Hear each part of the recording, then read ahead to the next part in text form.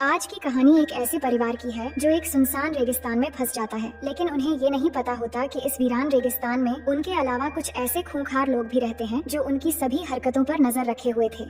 और जैसे ही शाम होती है तो उन खूंखार लोगों को अपना घिनौना काम अंजाम देने का सही मौका मिल जाता है। इसके बाद उस परिवार के साथ क्या होता है देखेंगे हम आज की इस कहानी में। और कहानी की शुरुआत में हमें बताया जाता है कि साल 1945 से 1962 के बीच यूनाइटेड स्टेट ने 331 न्यूक्लियर टेस्ट किए थे और उसके रेडिएशन की वजह से वहाँ जो जेनेटिक इफेक्ट्स हुए, गवर्नमेंट आज तक उस बात को इनकार करती आ रही है।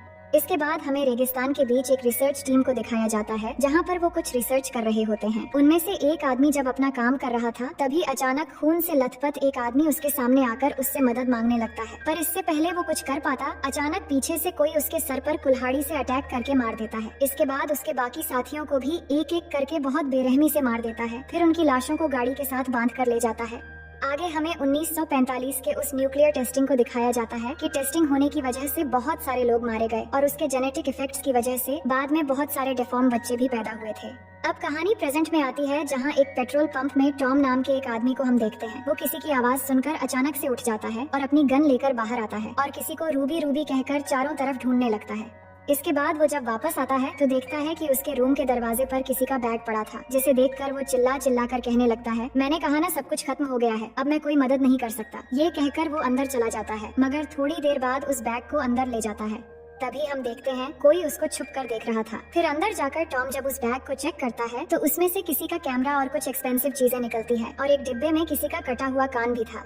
कुछ देर बाद उसे बाहर से एक गाड़ी की आवाज आती है। बाहर हम एक फैमिली को देखते हैं जो पेट्रोल भरवाने के लिए आए थे। इस फैमिली में आदमी का नाम जॉन और उसकी वाइफ का नाम एथल है। उनके 3 बच्चे होते हैं जिनमें से लिन और उसके हस्बैंड डग गाड़ी के साथ जुड़े पीछे वाले ट्रेलर में होते हैं और कैथरीन नाम से उनकी एक छोटी बेटी भी होती है। बाकी 2 बच्चे ब्रेंडा और बॉबी हैं और उनके साथ 2 डॉग्स भी थे जिनके नाम ब्यूटी और बीस्ट है। ये लोग ट्रिप के लिए कैलिफोर्निया जा रहे थे। अब गाड़ी में पेट्रोल भरवा ही रहे थे कि तभी उनका एक डॉग गाड़ी से निकलकर उस आदमी के रूम में चला जाता है। लिन जब उसे लेने के लिए अंदर जाती है तो डॉग वहाँ खिड़की से बाहर देखकर भौंक रहा था। लिन को यहाँ वहीं बैग भी दिखता है, मगर वो उसे इग्नोर कर देती है और डॉग को लेकर वहाँ से निकल आती है। इसके बाद वो लोग यहाँ से जाने ही वाले थे कि वो आदमी आकर उनको कहता है, अगर आप लोग मेन रोड के बजाय उस कच्ची सड़क से होकर जाएंगे तो आप लोगों के 2 घंटे बच जाएंगे। तो जॉन उसकी बात मानकर सबको लेकर उसी रास्ते से जाने लगता है और सभी हंसी खुशी इस रास्ते से होते हुए आगे बढ़ रहे थे।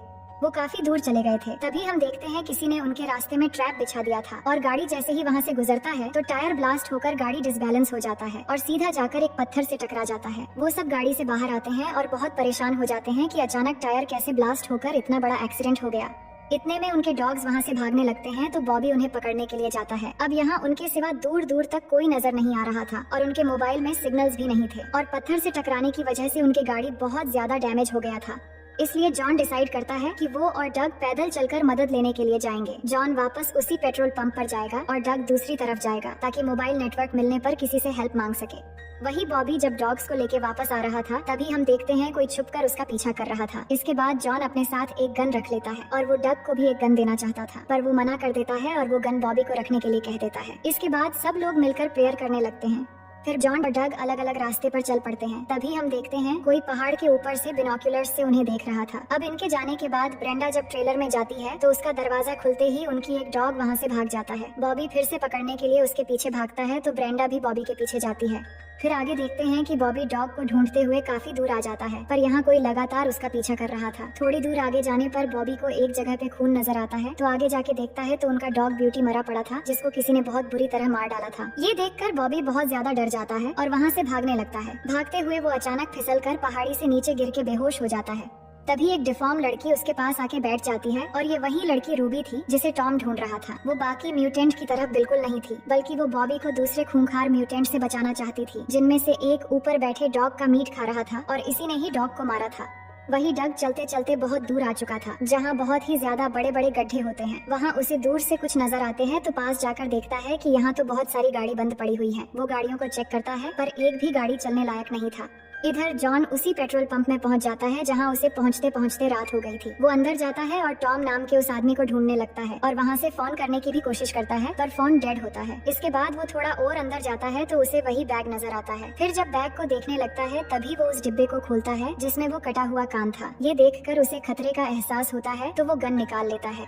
फिर वहाँ दीवार पे देखता है जहाँ उसे कुछ डिफॉर्म बच्चों की तस्वीरें और कुछ न्यूज़पेपर्स दिखती हैं जिसमें न्यूक्लियर टेस्टिंग के बारे में कुछ लिखा हुआ था। ये देख के वो समझ जाता है कि टॉम गलत रास्ता बताकर उन्हें कोई मुसीबत में डालना चाहता था। इसके बाद वो जल्दी से एक गाड़ी लेकर वहाँ से जाने लगता है। तभी उसे सामने से टॉम की आवाज आती है। वो उसके पास जाता है तो देखता है कि टॉम के पास बंदूक है और वो नशे की हालत में है। वो उससे बंदूक नीचे करने को कहता है, मगर उसी वक्त टॉम अपने ही बंदूक से खुद का सर उड़ा लेता है। ये देख के जॉन बहुत ज्यादा डर जाता है। तभी उसे किसी की आवाज आने लगती है जिससे डर के मारे वो चारों तरफ गोलियां चलाने लगता है।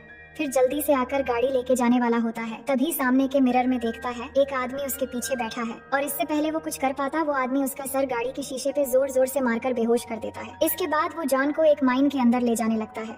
वही बॉबी अभी तक वापस नहीं आया था और ब्रेंडा उसे ढूंढ रही थी। बॉबी अभी भी बेहोश पड़ा था और रूबी उसके पास थी, पर ब्रेंडा की आवाज सुन के रूबी वहाँ से भाग जाती है। फिर ब्रेंडा बॉबी को वापस ले आती है जहाँ उसकी माँ जख्मों का इलाज करती है, पर बॉबी उनको कुछ भी नहीं बताता कि वहाँ उनके डॉग के साथ क्या हुआ था। उसे लग रहा था कि ये सब सुनने से सभी डर जाएंगे। इतने में कोई उनके ट्रेलर पर एक झटका मारता है तो बॉबी अपने मॉम और सिस्टर को अंदर रुकने को कहता है और चेक करने के लिए गन लेके अकेले बाहर जाता है। वो चेक कर रहा था कि तभी वहाँ डग आ जाता है और वो बॉबी से कहता है थोड़ी दूर जाकर ये सड़क खत्म हो जाती है और आगे कोई भी शॉर्टकट नहीं है। वहाँ बहुत बड़े बड़े गड्ढे हैं जिनमें बहुत सारी गाड़ियाँ ऐसे ही पड़ी हुई हैं।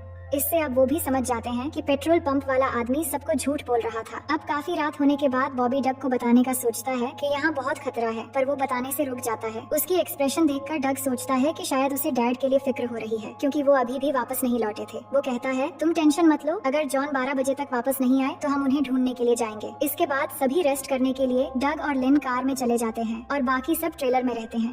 सब लोग तो सो जाते हैं पर बॉबी अभी भी जाग रहा था। तभी बाहर उनके दूसरे डॉग बीस्ट की भौंकने की आवाज आती है तो बॉबी बाहर जाकर उसे ढूंढने लगता है। इसी बीच उनके गाड़ी में प्लूटो नाम का एक म्यूटेंट आ जाता है और ब्रेंडा के पास आकर उसे टच करने लगता है। तभी ब्रेंडा की नींद खुल जाती है तो वो उसे दबोचने लगता है।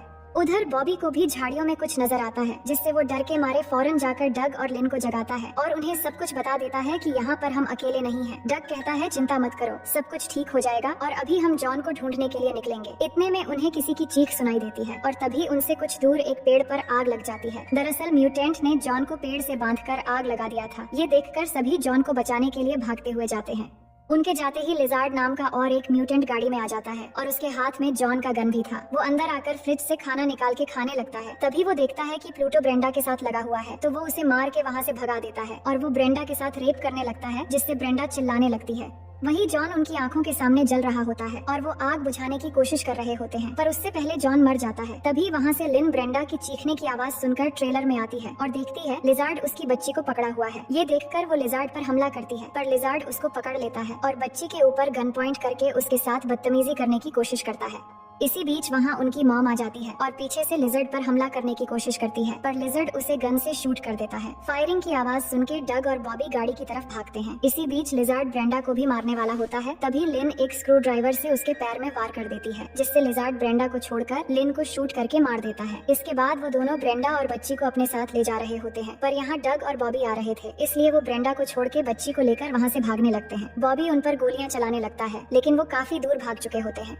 डग अंदर आकर देखता है उनकी मॉम और लिन को उन्होंने मार डाला है जिससे वो बिल्कुल शॉक हो जाता है। तभी उसे अपनी बेटी का ख्याल आता है तो देखता है वो अपनी जगह पर नहीं है। ये देखकर वो रोने लगता है कि ये सब क्या हो गया। वहीं उनसे कुछ दूर हम गॉगल नाम के एक और खूंखार म्यूटेंट को देखते हैं जो बाइनोक्यूलर्स से उन लोगों पे नजर रखा हुआ था। तभी बीस्ट आकर उस पर हमला करके एकदम उसकी जान ले लेता है। इधर हम उनकी मॉम को देखते हैं जो गोली लगने के बाद अभी भी जान बाकी थी, लेकिन देखते ही देखते उनकी आंखों के सामने वो भी मर जाती है। ये सब देखकर बॉबी एकदम पागल सा हो जाता है और उन सब म्यूटेंट को मारने के लिए बाहर जाने लगता है, मगर डग उसे जाने से रोकता है और उसे समझाता है कि अकेले जाने से वो तुम्हें भी मार देंगे, हमें एक प्लान बनाकर काम करना होगा। और इसी दौरान बाहर से उन्हें किसी म्यूटेंट की आवाज आती है तो डग चुपके से देखने लगता है, पर वहाँ कोई नहीं था।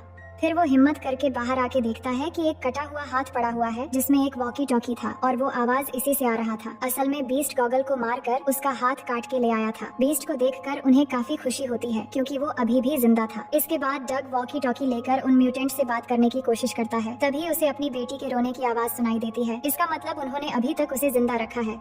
अब सुबह होते ही डग बीस्ट के साथ अपनी बेटी को ढूंढने निकल पड़ता है। बीस्ट उसे पहाड़ी के नीचे एक खदान के अंदर ले जाता है जहाँ से आगे बढ़ने पर उसे बहुत सारे कब्रें दिखती हैं जिनके ऊपर फोटोज भी लगे हुए थे, यानी ये खदान ही उन म्यूटेंट के कब्रिस्तान है। इसके बाद बीस्ट वहाँ से निकाल के उसे दूसरी तरफ पहुँचा देता है। वहाँ उसे एक विलेज दिखाई देता है जहाँ न्यूक्लियर टेस्टिंग किया गया था।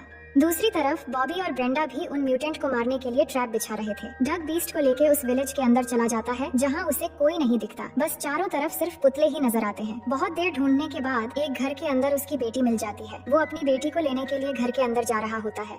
तभी वहाँ से सिस्ट नाम का एक म्यूटेंट गुजरने लगता है, जिसे देखते ही डग एक गाड़ी के अंदर छुप जाता है। फिर उसके जाते ही बीस्ट को गाड़ी में रखकर घर के अंदर जाता है। अंदर जाके वो एक आदमी को देखता है जो टीवी देख रहा था। वो किसी तरह उससे चुपके अपनी बेटी तक पहुँच जाता है और उसे उठाकर चुपचाप निकलने लगता है। तभी अचानक वो आदमी आकर उसे मार के बेहोश कर देता है। अब उसे जब होश आता है तो वो खुद को एक फ्रीजर में बंद पाता है, जहां उसके अलावा बहुत सारे ह्यूमन बॉडी पार्ट्स रखे हुए थे। ये सब देखकर वो बहुत ज्यादा डर जाता है और बहुत मुश्किलों के बाद उस फ्रीजर से बाहर आ जाता है और बेसबॉल बैट लेके अपनी बेटी को ढूंढने लगता है। थोड़ी आगे जाने पर एक रूम के अंदर उसे और एक म्यूटेंट नजर आता है जो बिल्कुल चलने फिरने के लायक नहीं था और वो दिखने में बहुत भयानक था। उसी से हमें इन सभी खूंखार म्यूटेंट के बारे में जानकारी मिलती है। वो डग को बताता है कि हमें सिटी से बाहर निकाल दिया गया था, जिसके बाद हम यहाँ आके खदानों में छुप गए। फिर तुम्हारे लोगों ने न्यूक्लियर टेस्ट करने के लिए हमारे इलाकों में बहुत सारे न्यूक्लियर अटैक करवा दिया, जिस वजह से हम जेनेटिकली डिफॉर्म बन गए। डग उसे अपनी बेटी के बारे में पूछता है पर वो कुछ भी नहीं बताता। तभी वहाँ पे और एक म्यूटेंट आके हमला कर देता है और डग को बहुत बुरी तरह मारने लगता है और एक कुल्हाड़ी से उसकी 2 उंगलियां काट देता है। फिर उसे जान से मारने वाला होता है, पर इसी बीच मौका पाते ही वो एक स्क्रू ड्राइवर से हमला कर देता है और फिर उसी की कुल्हाड़ी से उसका काम खत्म कर देता है। ये सब आवाज सुन के सिस्ट भी वहाँ आने लगता है, तो डग उसे आता हुआ देखकर कुल्हाड़ी लेकर गाड़ी के पीछे छुप जाता है और जैसे ही वो नजदीक आता है वो कुल्हाड़ी से उस पर अटैक कर देता है और उसे भी मार देता है। ये सब बिग ब्रेन देखकर लिजर्ड को ऑर्डर देता है कि उस बच्ची को मार दो। उसी दौरान बीस्ट वहाँ आ जाता है और बिग ब्रेन को मार देता है। अब डग अपनी बेटी कैथरीन को ढूंढने के लिए हर घर की तलाशी लेने लगता है। वहीं जब लिजर्ड बच्ची को मारने के लिए आता है तो देखता है कि यहाँ तो एक पिग का बच्चा है। दरअसल कैथरीन को रूबी वहाँ से लेकर भाग गई थी। दूसरी तरफ बॉबी और ब्रेंडा को देखते हैं, जिनकी मॉम की लाश गाड़ी से गायब थी। तो बॉबी अपनी मॉम की लाश ढूंढते हुए एक जगह जाने के बाद देखता है कि एक म्यूटेंट उसकी मॉम की लाश खा रहा है। ये देखकर बॉबी बहुत ज्यादा डर जाता है। तभी वो म्यूटेंट भी उसको देख लेता है और उसे मारने के लिए पीछे आने लगता है, पर बॉबी जल्दी से भागते हुए ट्रेलर के अंदर आ जाता है। इसी बीच ब्रेंडा ट्रेलर के अंदर गैस के पाइप खोल देती है और बॉबी दरवाजे के नीचे जल्दी से कुछ माचिस की तीली लगा देता है। फिर वो दोनों चुपके से ट्रेलर के पीछे से बाहर निकल जाते हैं। इसके बाद जैसे ही वो म्यूटेंट ट्रेलर का दरवाजा खोलता है, वहाँ एक बहुत बड़ा ब्लास्ट होता है और वो म्यूटेंट भी जल के मर जाता है। वही रूबी कैथरीन को लेके अभी तक भाग रही थी। इतने में डग एक बंदूक लेकर उसके बिल्कुल सामने पहुंच जाता है। अब क्योंकि रूबी उन म्यूटेंट की तरह नहीं थी, इसलिए वो कैथरीन को उसे देना चाहती थी। तभी लिजर्ड वहाँ पे आकर डग पे हमला कर देता है और उसे बहुत बेरहमी से मारने लगता है, पर डग भी उसके साथ मुकाबला करता है और आखिरकार उसे शूट करके मार देता है। अब रूबी डग को उसकी बेटी वापस लौटा देती है, जिसे पाकर डग बहुत खुश हो जाता है। लेकिन लिजार्ड अभी भी जिंदा था। वो उठ जाता है और बंदूक लेकर डग को मारने वाला होता है, मगर रूबी ये देख लेती है और उसे अपने साथ लेके पहाड़ से नीचे गिर जाती है, जिससे लिजार्ड के साथ साथ वो भी मारी जाती है। इसके बाद डग जख्मी हालत में किसी तरह अपनी बेटी और बीस्ट को लेकर बॉबी और ब्रेंडा के पास पहुंचता है, जिसे देखकर वो दोनों उसके पास भागते हुए आते हैं और अब उनकी पूरी फैमिली में सिर्फ 4 ही जिंदा बचे थे। सब मिलकर बहुत खुश हो जाते हैं, लेकिन तभी हम देखते हैं कोई पहाड़ के ऊपर से उन्हें बिनोक्यूलर से देख रहा था, जिसका मतलब वो म्यूटेंट अभी भी जिंदा है। और इसी के साथ इस कहानी का पहला पार्ट यहीं